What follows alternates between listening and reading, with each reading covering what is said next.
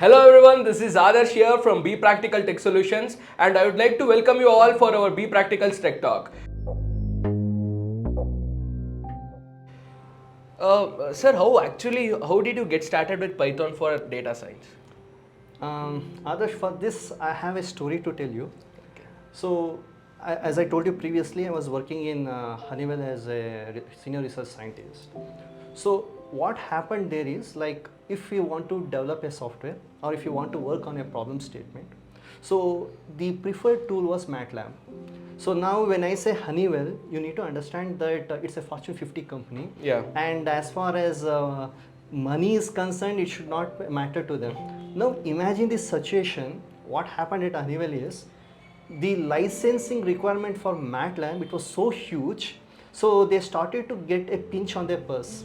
So then what the leadership at Honeywell thought is, do we need to have an alternate solution? So because like the money outflow because of this one licensing for MATLAB, it was so huge, and there were thousands of employees in Honeywell, and there were need to have thousands of licenses, and this was something which was too huge a burden for even Honeywell. So now imagine the situation.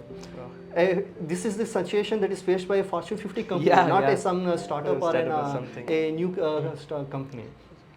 So then our leaders, they started to ask us like what are the other options. So the requirement was, since we were into research domain, there should be a programming language which has a strong foundation on mathematics, and it should also be easy to learn.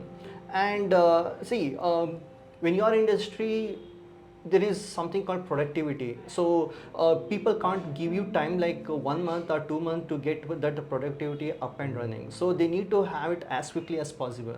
So then when we started to explore many other languages like C, Java, and other languages, we thought that it's not suitable for us to get to up to that stage without having a huge learning curve.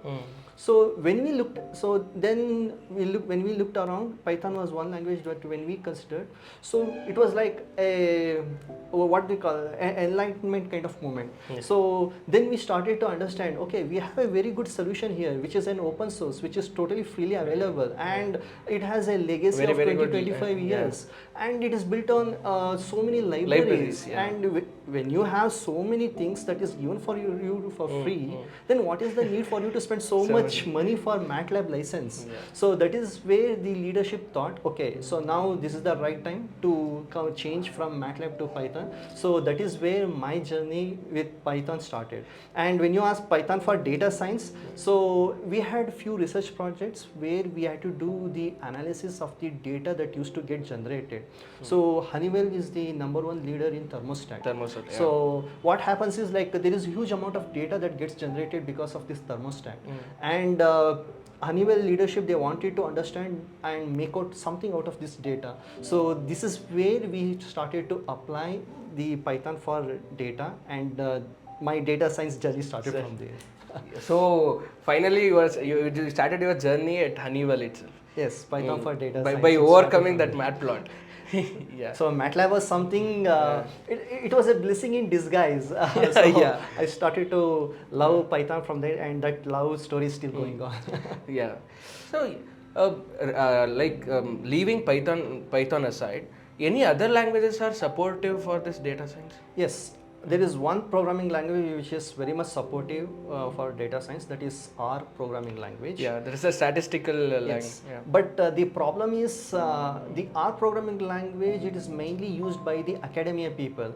So the problem is even that is having a huge legacy, like it is a programming language with 20-25 years of legacy. But the problem is the people who used to have this R programming language, so they never made an effort to bring it out of academia and into the industry. So that R programming language, it got restricted totally to the academia side. So now that is the reason why, even though it is a good language, it is not used in academia. And there is one baby language that is getting a little bit of hype in the data science domain, that is Julia language, Julia programming language. And I need to even inform you that one of the creators, author of this programming language is an Indian. Oh, nice. So that programming language, it is giving little bit of fight to Python as of now. And their claim is like it is easier to learn as easy as Python programming language, and it is little bit faster than Python programming language. Oh, time complexity is short. Yes, yes. But adaptability wise, still Python is number Yeah, one. it is like Java. So people from Java Yes, who are yes. moving to Kotlin, it's taking Yes, time. yes, Yeah. exactly. Oh, nice.